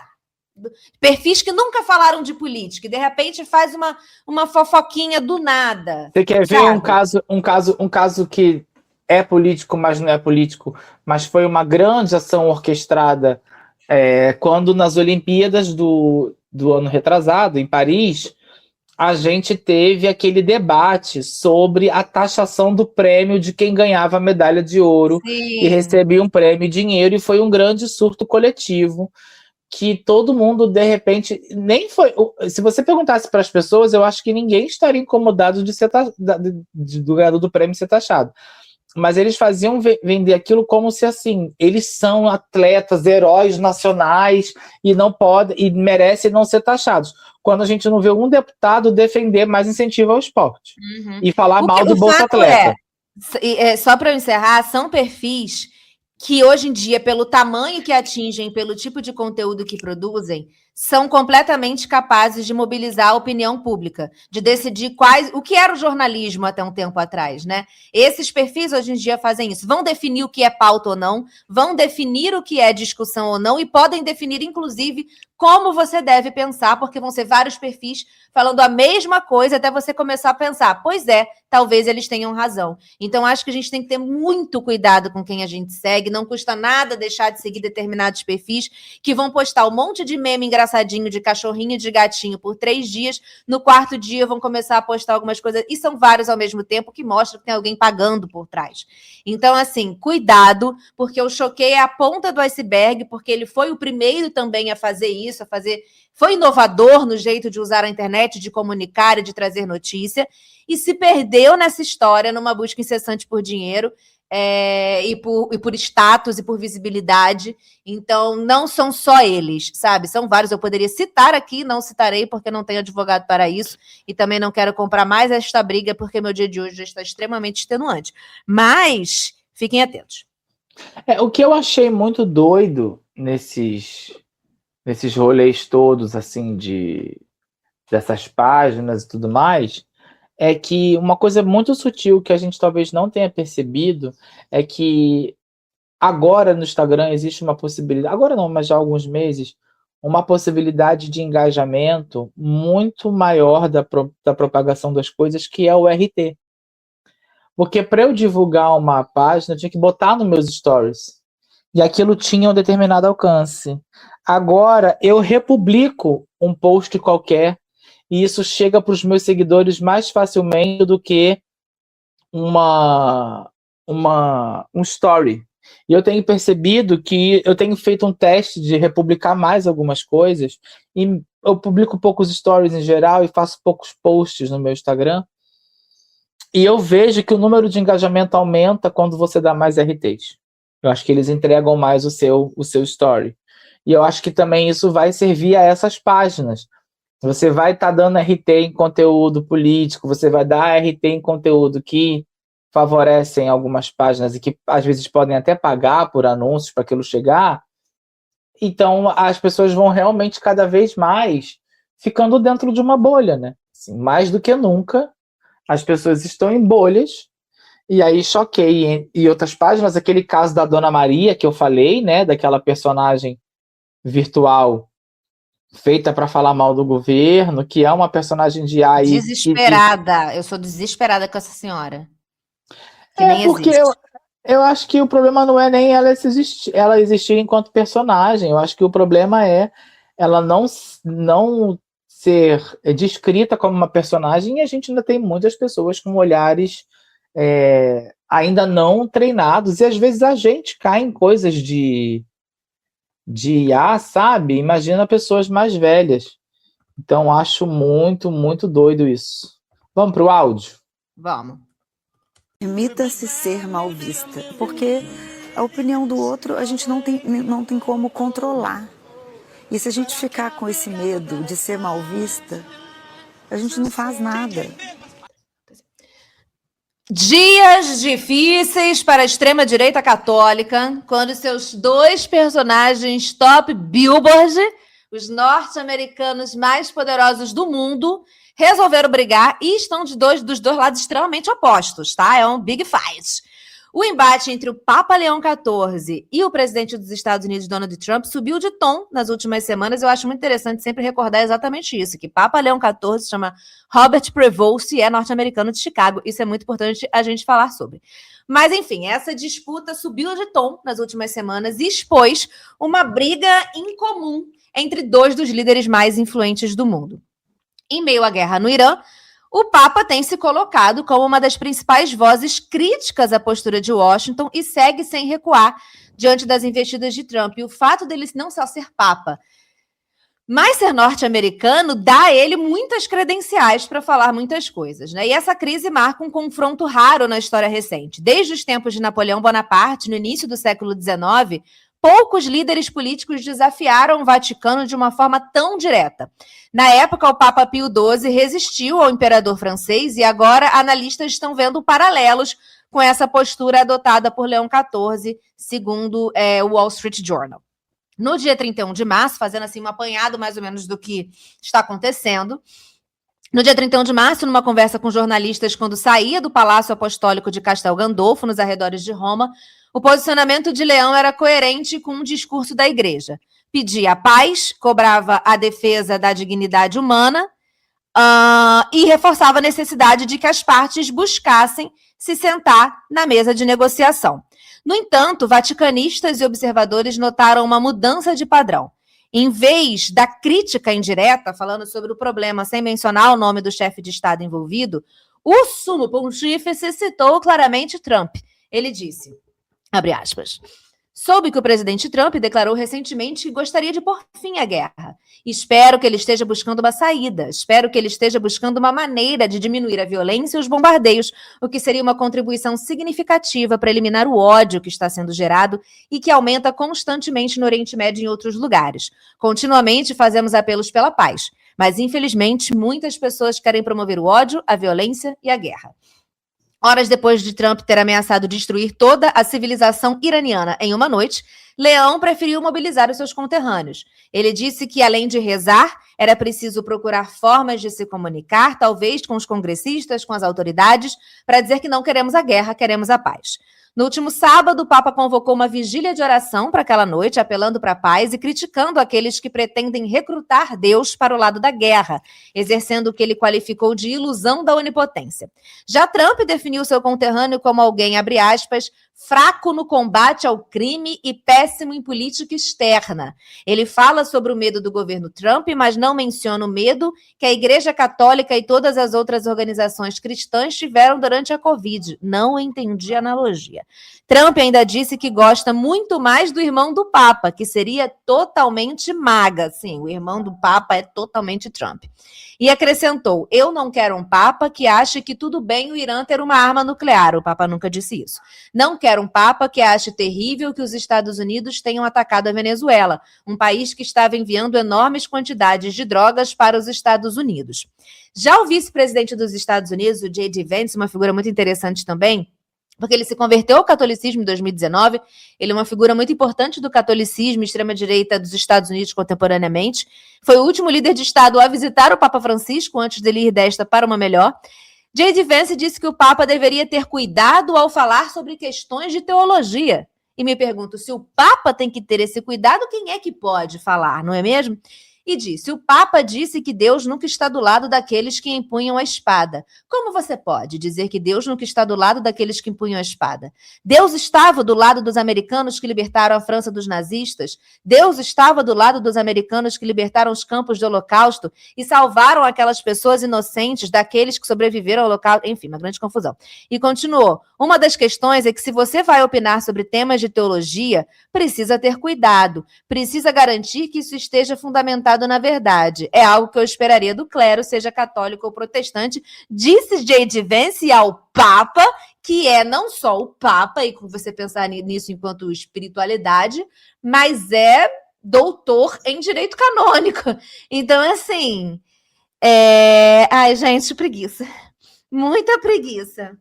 Eu E acho isso, que estava lendo uma reportagem hoje de quando o Papa foi eleito, explicando quem era ele, e ele votou no Partido Republicano em eleições historicamente, ele é um republicano, mas é porque eu acho que para tudo tem limite, entendeu? Assim, para tudo há limites, e o Trump é uma pessoa que ultrapassa todos os limites a ponto de chegar nesse tipo de declaração. E aí, só para finalizar, ontem, não sei, essa semana, o Pete Hegseth, que é o ministro da Guerra dos Estados Unidos, porque não é mais Ministério da Defesa, é Ministério da Guerra, o Pete Hegseth leu num culto um trecho da Bíblia, que na verdade é um trecho do filme Pulp Fiction, né? É uma metáfora, uma parte bíblica reescrita que está no filme Pulp Fiction do Tarantino, e o Pete Hegseth leu isso no meio do culto, que basicamente diz que Deus quer que vamos para a guerra sim, Deus nos permite matar sim. Isso está no filme. E aí a grande questão é se ele sabia o que ele estava fazendo e fez isso para viralizar, ou se ele é um grande ignorante, e eu aposto, obviamente, na grande ignorância, né? eu acho que cada vez mais, para pessoas desatentas, a casa dessa galera já caiu há muito tempo, mas a galera fica aí amarrada, segurando uma pedra, mesmo no fundo do mar, porque é um malabarismo retórico absurdo e não busca ter o mínimo de coerência. Um mínimo, eu não estou dizendo que a pessoa tem que ser 100% coerente. Prova que esse conceito de verdade é sempre a verdade que eles inventaram como verdade e que tudo na vida tem que circular para caber dentro desse conceito. Essa verdade que a extrema-direita criou, eles precisam se valer de outros elementos significantes para fazer que tudo na vida corrobore para essa visão de mundo que eles têm, que em geral é uma visão simplista do mundo, é uma versão reducionista do mundo, é um olhar limitado sobre o mundo, mas que eles precisam vender como estratégias simples para as pessoas de resolução de problemas extremamente complexos da sociedade.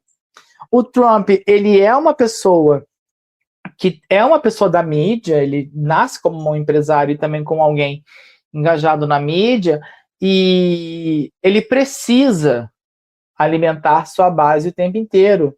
E o maior exemplo dessa performance é aquele tão chamado, tão antigo, né, pão e circo, né, que é fazer circo o tempo inteiro das coisas. Acontece que esse caso dele falar mal do Papa vem na esteira da mesma semana daquela imagem de Iá pavorosa, onde ele se coloca numa posição lida por muitos como de Jesus Cristo, cuidando de pessoas enfermas, com anjos atrás, e ele usando a simbologia das vestes, que geralmente são associadas à imagem de Jesus Cristo, uma túnica branca com uma echarpe vermelha, que eu acho chique, Jesus está com uma echarpe, né? Às vezes é um roupão, um hobby de seda, mas nessa vez era uma echarpe.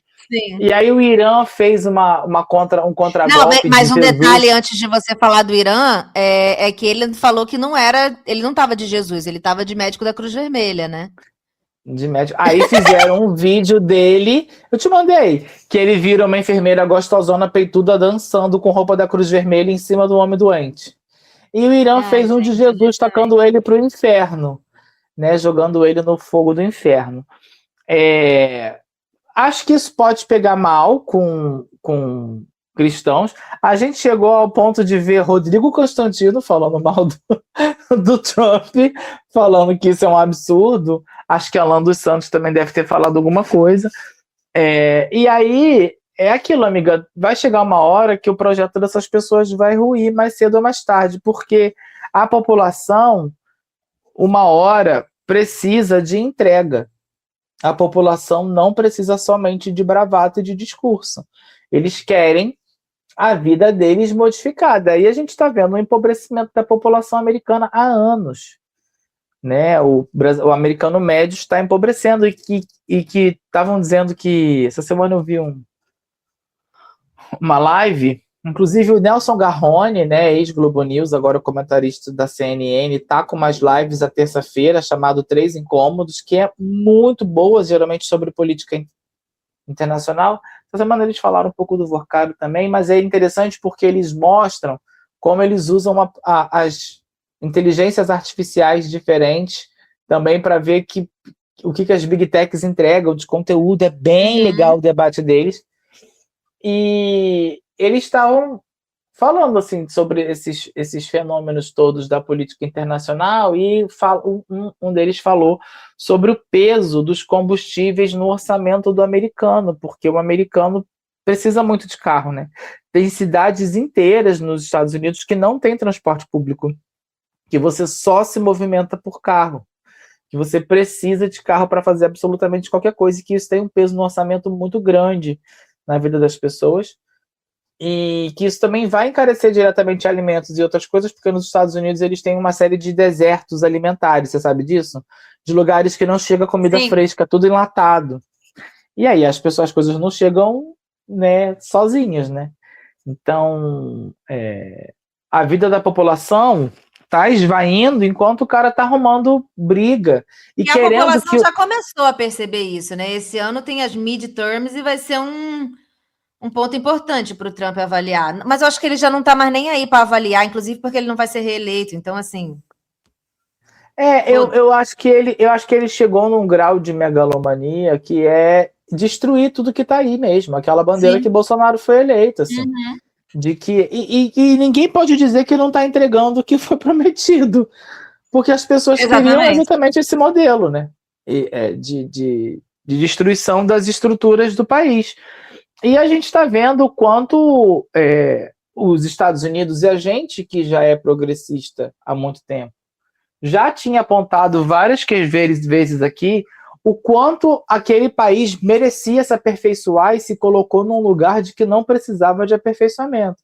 E a gente vê uma série de buracos da legislação porque eles acreditavam que a sua população jamais ultrapassaria os limites éticos que eles tinham como código de conduta social. Só que nem sempre o que é imoral é ilegal, e eles estão aprendendo isso da pior forma. Exatamente. A gente já é razoavelmente vacinado contra isso, e a gente quer cada vez mais coisas. O brasileiro ele precisa de cada vez mais coisas escritas em lei com punição alta, porque a gente entende que a gente precisa de leis fortes.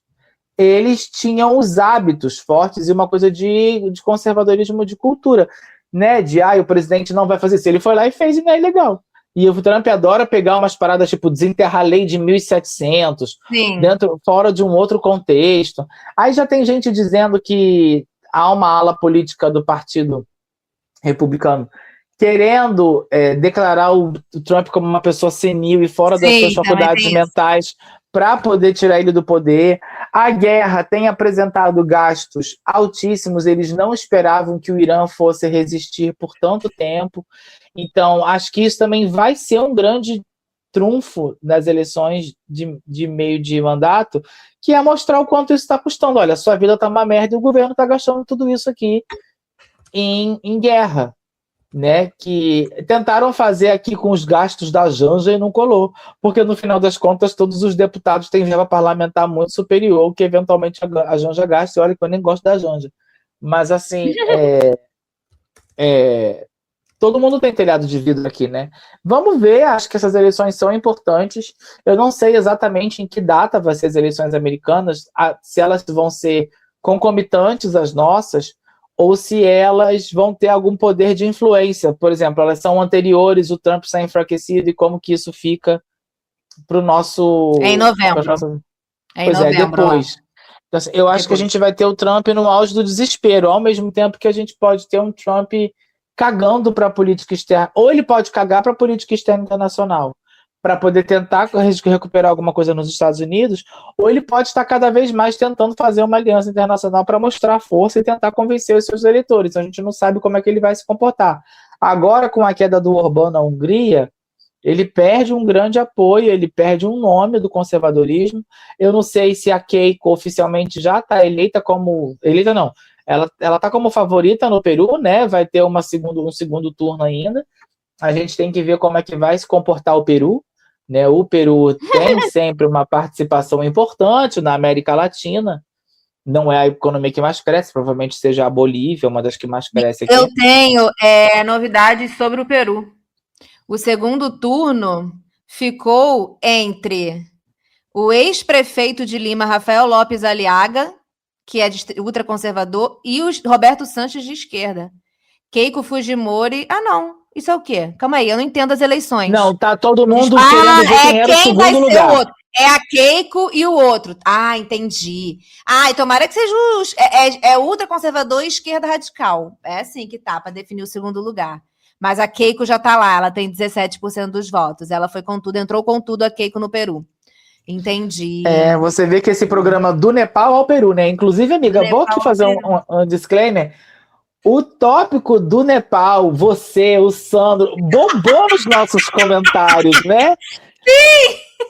O tópico do Nepal, vocês gostaram muito da notícia do Nepal, gostaram muito do nosso tipo de humor. Que bom que vocês gostam da gente aqui. Eu queria sempre aqui para trazer alegria, né? Graças a Deus. Sempre aqui para trazer alegria. O Sandro vem me trazer alegria também. Vem aí, vai chegar aí. Vamos para alegria. Vamos para a benção. Não permita que ninguém diga que você não consegue. Diga você mesmo. Eu não consigo. May the perineum be with you. He's in the middle of us. Amen. Amen. Amen. Amen. Eu adoro o amen. Eu amo que a gente fez a versão do perineum em inglês e é perineum. Não é perineum. É perineum. Eu achei chique demais. Não é? Você gostou? Essa benção do períneo vai em especial para os nossos ouvintes que estão em países de língua inglesa. Aí Amém. sofrendo, às vezes sofrendo pão que o diabo amassou, às vezes sem dinheiro para comprar uma carne em Londres, que é caro, só comendo salada. Um beijo para vocês que estão aí Glória a Deus. No perrengue conosco. Glory. Holy glory, não, brincadeira. Glory, holy também não. Não. Glory, rola, não. Vai, o que a gente tem de notícia no períneo hoje? Hoje a gente está com um períneo breve. Você que é uma mulher da comunicação, eu inseri no períneo uma pauta agora para você. Eu queria que você lesse, que é um tópico meio recorrente, mas a gente não vê muito na área do jornalismo. Eu queria que você lesse essa notícia e também já fizesse seus comentários, por favor, que aí eu leio a segunda. Essa que está aqui na pauta. Tá aí na pauta. A Miss Bumbum Querolai Chaves, de 24 anos, fez uma revelação surpreendente enquanto gravava sua estreia como apresentadora. Muitas camadas já só nessa frase. Encarando uma intensa rotina de desafios para o programa Rio Radical, que conta com 12 episódios de experiências como passeio de helicóptero, esportes radicais e atividades de aventura, a influenciadora afirmou que já trocou uma noite de sexo para praticar esportes. De acordo com ela, a escolha está ligada ao momento em que está vivendo. Quando você entra em um projeto assim, muda tudo. Não é só apresentar, você precisa estar preparada, acompanhar o ritmo, ter resistência. E isso exige foco. Tem momentos em que você precisa priorizar isso acima de outras coisas, porque senão não consegue entregar. Querolai explicou que a mudança afeta outras áreas da vida e que o projeto também representa uma mudança na forma como é percebida pelo público. Quando você carrega um título como Miss Bumbum, as pessoas já criam uma imagem muito limitada. Aqui é diferente, tem preparo, tem esforço, tem desafio. Não é só estar ali, é acompanhar tudo o que está acontecendo. O programa Rio Radical tem estreia prevista para maio no SBT interior de São Paulo? Eu achava que Rio Radical era no Rio de Janeiro. Mas é porque eu acho que é coisas em Rio, em River. É, percebi. No River. É, River, né? River. É River. Fui induzida ao erro. Reunindo experiências como esporte de aventura, desafios físicos e atividades ao ar livre ao longo dos episódios. Muito interessante, eu achei focada, né? E acho que ela é jovem também. Eu acho que tem isso de focar na carreira. Eu não julgo, não, sabia? Porque eu acho que, assim, dependendo do macho que você vai passar a noite, não vai valer a pena você não estar preparado para o seu trabalho no dia seguinte. A excursão pro Nepal, né? Não vale a pena a excursão pro Nepal, né? Não vale, sabe? Assim, não vale. Eu acho que depende. Eu acho que ela fez escolhas corretas, porque ainda mais pra essa coisa do esporte, tem que estar preparada, tem que acordar cedo. Aí vai gastar a noite trepando, não vai conseguir acordar cedo, vai estar cansada. Eu acho que ela está nessa fase de se dedicar ao trabalho. Ao fortalecimento do assoalho pélvico, né? Porque as atividades físicas, elas vão ajudar no fortalecimento do assoalho pélvico. Você acha que talvez ela possa ir também desenvolver, agora aqui já adentrando a pauta, em lugares mais profundos, você acha que ela pode desenvolver novos fetiches relacionados às atividades e aí a vida proporcionar a ela uma nova leitura, uma mamada no mato, um sexo atrás da moita, no rafting, entendeu? Né? Uma coisa no rafting, imagina. Assim, uma coisa assim, xereca de fora na água corrente, que dá também uma gracinha ali, dá uma aguinha, sabe? Entendi. Você acha que pode ter alguma coisa assim? Umas águas termais, né? Umas distâncias de água em São Lourenço, uma água com gás. Ela sentar, fazer um banho de assento numa fonte de água com gás cheia de bolinhas, e tal qual uma hidromassagem. Eu acho que ela... Uma noite de sexo ela já conhece. Ela está agora se abrindo para novas experiências, para entender como isso pode agregar na vida dela, e uma coisa não exclui a outra, assim, exclui no momento, mas depois pode virar um grande megazord, né? Assim, uma coisa liga a outra. Eu ainda acho que... Você acha que mulheres que transam muito, elas podem ter medo de fazer um salto? Uma noite de sexo ela já conhece. Ela está agora se abrindo para novas experiências, para entender como isso pode agregar na vida dela, e uma coisa não exclui a outra, assim, exclui no momento, mas depois pode virar um grande megazord, né? Assim, uma coisa liga a outra. Eu ainda acho que... Você acha que mulheres que transam muito, elas podem ter medo de fazer um salto de paraquedas sem calcinha e se inflar de ar por dentro para preencher? Encher igual um baiacu? Salto de paraquedas sem calcinha. Acho que se tá só com uma... Faz mal? Amiga, eu acho que se você tá com a xereca de fora, pegando um vento de baixo para cima, eu acho que os grandes lábios vão ficar igual eu já falei. Quando você voa, você pula, a sua cara já fica toda esticada. Eu acho que é um lifting. Eu acho que vai fazer um lifting e eu acho que os grandes lábios vão ficar trepidando tal qual a bandeira do Brasil em Brasília. Os lábios assim. Entendi. Ouviram do Ipiranga as margens flácidas. Entendi. E eu acho que se essa moça fizer uma preparação com um brinquedo e ela já tiver com a cavidade um pouquinho mais aberta, A gente pode vai o ouvir um vento brado preencher. retumbante. Eu acho que a gente pode fazer uma grande câmara de ecos dentro de si, entendeu? Eu acho que pode ser uma caixa de ressonância, uma coisa meio um apito asteca. Eu agora estou tocando apito asteca no musical, né? E ele fala, você sopra, e parece alguém gritando. Isso é uma apito asteca. Eu acho que uma mulher nua pegando vento na xereca e caindo de paraquedas. Seria essa, mais ou menos esse seria princípio. um apito asteca. Talvez Entendi. viria aí o apito tcheco, o apito da tcheca, a entendeu? tcheca. O apito tcheca. O apito tcheca, entendeu? Eu acho que ai, a gente sempre empreende nesse programa. Eu amo, a gente estava lá falando do Mac, falando do Trump, e a gente chega nesse momento, a gente guarda. Você já percebeu como a gente guarda o nosso carisma pro períneo?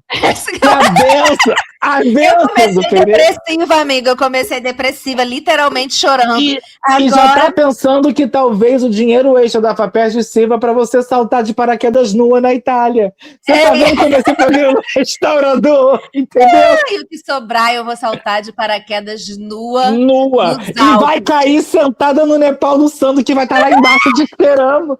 E você vai brincar de tirar o alvo. Vai ser aquele filme Acusada de Morte. Entendeu? gente. A sentada violenta. Tá vendo? A bênção do períneo, eu acho que ela tem um poder. Eu acho que em línguas está ganhando em força. Tá. Eu acho que ele tá entregando uma ancestralidade. Porque a gente está pegando a energia de quem fala as outras línguas e não conseguia se juntar a nós em oração porque não entendia o que a gente estava falando. E agora, cada semana, a gente atrai uma nova ancestralidade de outras nacionalidades e o poder vai ficando. Eu tô sentindo. Porque nós vivemos num país miscigenado. A gente tem uma dificuldade de traçar nosso mapeamento genético a partir da terceira geração anterior à nossa, né? Dos nossos bisavós. É verdade. Então a gente não sabe, a gente está rezando em outras línguas e vai convocando uma galera que é nossa já, às vezes, né? Que é nossa e que a gente não sabia. Você pode estar, às vezes, uma avó na Romênia, vem aí qualquer hora a benção em romeno. Mas a gente tem uma coisa e o inglês como uma língua universal, ou pelo menos uma língua do comércio, tem como segunda língua. Percebe? Você já pega muita gente. Então eu acho que é importante. Eu acho que a única coisa que a gente vai ter que aprender a fazer aqui por uma questão de inclusão é no dia que a gente fizer o podcast em vídeo, a gente tentar fazer essa bênção em Libras. Porque aí também chama uma outra, entendeu? Tem um outro quentinho aí que eu acho que pode ser que também entregue a bênção em Libras. E para falar aqui de preenchimento de questões emocionais, um homem de 32 anos precisou ser de atendimento médico, né, na emergência do Hospital Regional de Sorriso, que fica no Mato Grosso. Ele deu esse sorriso aí que você falou agora. Quando a pessoa chega no hospital, tem médico, não tem... É isso aí. É por isso que o nome é esse da cidade. Isso foi na última terça-feira, dia 14. E ele precisou desse atendimento após um vibrador ficar retido em seu canal retal. Ele prendeu um vibrador no cu. E você vê, né? Você vê que é uma inveja. Eu acho que ele ouviu esse podcast, amigo. Porque semana passada foi a mulher com plug anal. E o plug anal subiu. Ele falou: Eric vai voltar com o quadro do Guinness. Eu vou fazer o meu para ano que vem entrar no Guinness 2026. Entendeu? Eu tenho certeza que é isso. O objeto foi introduzido durante uma prática sexual. Que bom, né? Porque se fosse uma prática espiritual, seria pior. Durante a prática sexual e acabou se deslocando para uma área, por mares nunca antes navegados, né? Sabe, Simba, lá onde o sol não toca? Não vá lá. E aí o vibrador foi, né? Que é onde o sol não tocava. É isso. E ele foi. Amém. E aí o paciente não conseguiu removê-lo por conta própria, sendo necessária a intervenção de uma equipe hospitalar para a retirada. De acordo com relatos clínicos colhidos no local, o homem deu entrada na unidade de saúde levado por um acompanhante. Ele explicou aos profissionais que estava realizando o que chamou de brincadeiras com o acessório quando o incidente ocorreu. Após a avaliação clínica, a equipe de plantão realizou um procedimento de remoção do objeto. Apesar do susto e do desconforto, o procedimento médico foi realizado com sucesso e sem complicações maiores. Depois Graças da a Deus. retirada do acessório e de um período de observação, para garantir que não havia danos colaterais, o homem recebeu alta médica e foi liberado pela equipe do Hospital Regional de Sorriso, ainda no mesmo dia. E toda vez que as pessoas falam ficou em observação, eu fico imaginando o homem com o cu para cima e várias pessoas E observando. várias pessoas, que sabe os residentes que estão aprendendo. Aí Sim, tem que ir uma lá pra coisa- ficar olhando o cu, observando. Eu também acho. Exatamente. Eu sempre fico assim, ai, ficou em observação, todo mundo em volta olhando. Melhora, Com melhora. certeza. Que foi isso. Ai, eu amo. Você Amigo, acha em que... observação, não em torcida. Torcida. Eu adoro aquele meme que, assim, as pessoas falam assim, eu vou querer um pastel. Chega numa pastelaria e fala assim, eu quero um pastel de queijo. Dá pra adiantar aí? Aí a pessoa vai fritar e fica o pastel no óleo e fica assim, frita, frita, frita. Isso, é isso. Adiantar O princípio é esse. Amiga, você acha que vibradores, talvez assim, urge uma norma da ABNT de vibradores que possam ter... sabe quando a prancha de surf tem aquela cordinha e prende no tornozelo? Um OB. Você acha que a gente precisa de vibradores com essa corda? Porque qualquer coisa a pessoa dá um tranco com o pé e volta? Ou com a mão, ou que ela prenda na cabeceira da cama. Porque se prende na cabeceira da cama, a pessoa sai correndo do quarto e desarrolha. Entendi. Porque aí a pessoa fica uma coisa mais handmade, né? Mais self-made. Um dia O meu live. cérebro hoje já está falhando, como já falamos aqui. Eu estou com muita dificuldade, às vezes, de acompanhar a complexidade do seu raciocínio diante das inovações tecnológicas. Você acha que a Itália vai em algum momento lançar massas em formato de pênis? Porque o macarrão pênis, será que ele nasceu aí do formato pênis? Mas eu acho que não é muito... Porque assim, eu acho que assim, a gente tem tanta coisa sexual, a gente tem macarrão aqui em formato do Mickey. Por que não pode ter em vários formatos de piroquinhas? De vaginas? De seios? De cozinhos? Entendeu? Sim. O macarrão argolinha seria um macarrão cu? E várias argolinhas e várias espessuras de argola. Você acha que é a versão sexual da comida italiana, o macarrão argolinha? O que você tem a dizer sobre isso? Amigo, eu não tenho a dizer mais nada sobre isso. Eu acho que eu tenho que ir para os avisos. Eu acho que a gente tem que deixar aí, né, essa ideia para os nossos ouvintes, para eles dizerem se eles acham que o macarrão argolinha é um macarrão hipersexualizado, sabe? Que tem argolinha mais apertada, tem argolinha mais aberta, sabe? Tem o pene que é fininho, tem aquele macarrão goela de pato. Talvez acho que possa haver um estudo semiótico de sexualidade a partir do ponto de vista do mundo macarronístico. Acho que talvez a gente tenha que olhar. Será que o Spoleto é uma grande empresa de fachada para lavar dinheiro de uma rede de bordéis? Vamos para os avisos pastorais. Agora chegou a hora dos avisos pastorais. Avisos pastorais.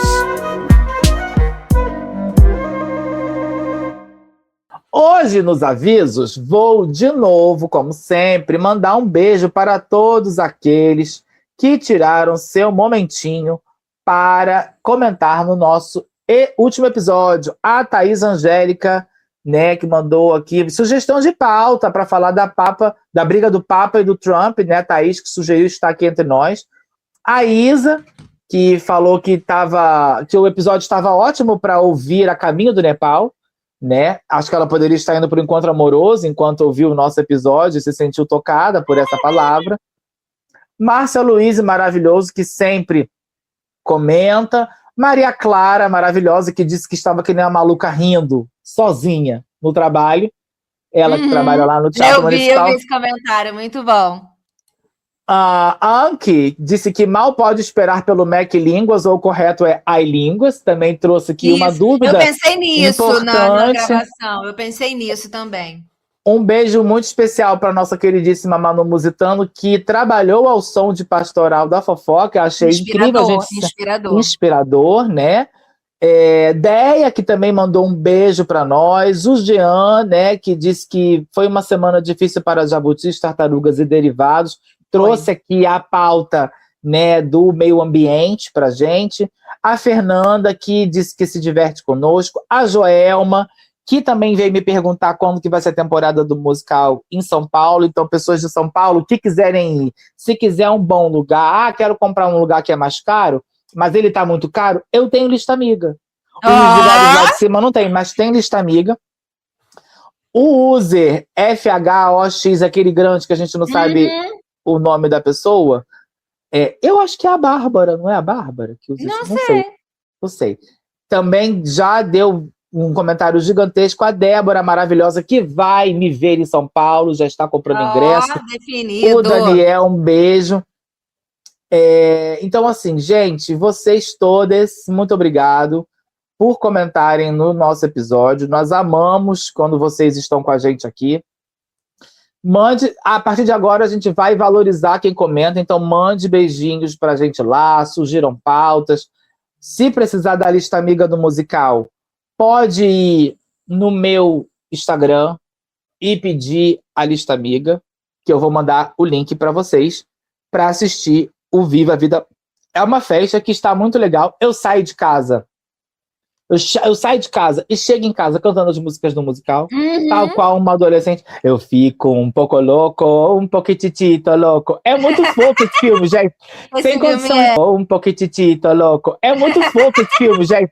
Sem condição. E botaram 2 hereis para cantar. As crianças são muito fofas. É muito incrível. É muito, muito incrível. Bem, vamos agora às notícias da semana. Você tem algum recado? Um beijo pro Sandro? Não, o Sandro não escuta. Eu já reclamei ao longo do programa. Deixa pra lá. Quer mandar um beijo para alguém acadêmico, orientador? Não precisa, né? Não precisa. Tá bem, tá ótimo. Vamos lá. Filhos de Fernando Henrique Cardoso obtêm na justiça a interdição do ex-presidente. Familiares afirmam em processo que o ex-presidente de 94 anos sofre de Alzheimer em estado avançado. Paulo Henrique Cardoso será o curador provisório. Júri condena envolvidos na morte da mãe Bernadette a 40 e 29 anos de prisão em Salvador. E a Lorixá foi morta com 25 tiros em agosto de 2023, no quilombo Pitanga dos Palmares, em Simões Filho, na Bahia. Júri dos Estragos Unidos decide que Live Nation, dona da Ticketmaster, atua como monopólio. A decisão pode alterar o cenário do mercado bilionário de shows. A empresa realizou 55 mil eventos e vendeu 646 milhões de ingressos em todo o mundo no ano passado. O fundador e presidente do conselho da Netflix, Reed Hastings, anunciou a sua saída da empresa após 29 anos, o que fez as ações da companhia despencarem 9% no mercado. A saída acontece em um momento delicado para a Netflix. A empresa busca novas formas de crescer enquanto enfrenta maior concorrência e lida com o fracasso de uma fusão com a Warner Bros. Discovery em fevereiro. Eu posso te falar uma coisa aqui? Eu tenho para mim que a Netflix vai abrir uma arma abaixo 18 no futuro. vai fazer uma versão, uma fusão com OnlyFans. Eu acho que pode licenciar alguns conteúdos de OnlyFans para algumas pessoas. Tem a aba Kids, por que não a aba OnlyFans? Tem a aba Kids, por que não a aba Rolas? Eu acho que eles podem contratar e fazer filmes, mas eu não tô falando pornozão gratuito, assim, tipo, chegou, saiu metendo, não. A gente pode fazer filmes com história que tenham cenas de sexo, a gente voltar com as coisas de Emanuele e a Netflix passar a ter um nicho mais 18. Eu não duvido, tá? Que isso seja um mercado. Wagner Moura é capa da revista Time como uma das 100 pessoas mais influentes do mundo. Há algo nele que remete à velha Hollywood, a ponto de parecer uma exceção entre a maioria dos atores contemporâneos, disse a publicação. E aí a gente está aí, né, com essas notícias que ficaram de fora. Faltou só falar uma coisa que... primeiro, com a derrota do grupo de paz por voto secreto, a Alerj vai escolher o novo presidente ainda hoje. Então, quando as pessoas ouvirem, a gente vai ter o novo presidente da Alerj, não ainda o novo governador, por favor, não confundir. Pode ser que já tenha o novo presidente e que depois ele seja um pouco nada ainda. A gente nunca sabe muito bem. E, em última instância, eu queria dizer que essa semana, olha, amiga, o crime não compensa, não. Mas eu aceitava um imóvel de propina do Banco Master. Nunca você viu os imóveis? Os imóveis. Eu fiquei chocada. Uns condomínios. E prova que gente rica não tem mau gosto, porque eram imóveis bonitos. Não era nada de vidro verde, não era nada greco-goiano, sabe? Eu acho... queria. Eu nem ia morar lá, eu ia alugar, porque eu não ia ter dinheiro. Falando em imóveis, estou adorando assistir a treta, que assim, Sabe as obras da Catedral da Sagrada Família, da Basílica da Sagrada Família lá em Barcelona, que nunca termina? Amiga, isso é a nossa versão BR, é a casa da Mayra Card, com o Thiago Negro. Cada hora uma desgraça, deu problema na porta. Estou amando ver a tour. Quem quiser depois conversar comigo no off sobre o tour da Mayra Card, da casa da Mayra Card. Mas, amiga, tem como ser bom espiritualmente uma casa que era do Neymar e que depois ela comprou para fazer obra e enterrou Bíblia dentro? Pois é. Tem como? Exatamente. Não tem como dar certo. Não tem como dar certo. Enfim, ficamos por aqui. Temos um episódio essa semana com carisma de dois... Gente, o carisma de centavos. Não. Uma mente completamente enlouquecida. Não, a gente tá aqui com hoje... falta de ar. Eu acho que vocês perceberam que eu estava tão ansiosa hoje o dia inteiro que eu parava para dar uma respirada no meio das pautas porque eu estava ficando com falta de ar. Eu tô nesse nível de estresse e ansiedade. Eu vou falar uma coisa aqui, amiga. Eu acho que no próximo episódio os nossos ouvintes vão perceber. Eu acho que talvez a gente deva abolir a pauta e começar pelo períneo. Porque eu sinto que depois dessa oração que muda a sua vida. É verdade, é verdade. Entendeu? Quando a gente desvia o foco da vida e coloca o foco no períneo, bota o períneo como centro holístico, né, desse grande mundo, né? já ajuda, entendeu? Eu acho que vai vir aí também. Depois a gente pesquisar o que seria o nome de fetiches com comida, né? Porque eu fiquei imaginando, será que não tem gente que passa Nutella nos grandes lábios? Né? Exatamente. Né? Pode ser um sabor. Agora, a Nutella pode remeter a outras coisas dependendo de onde passa.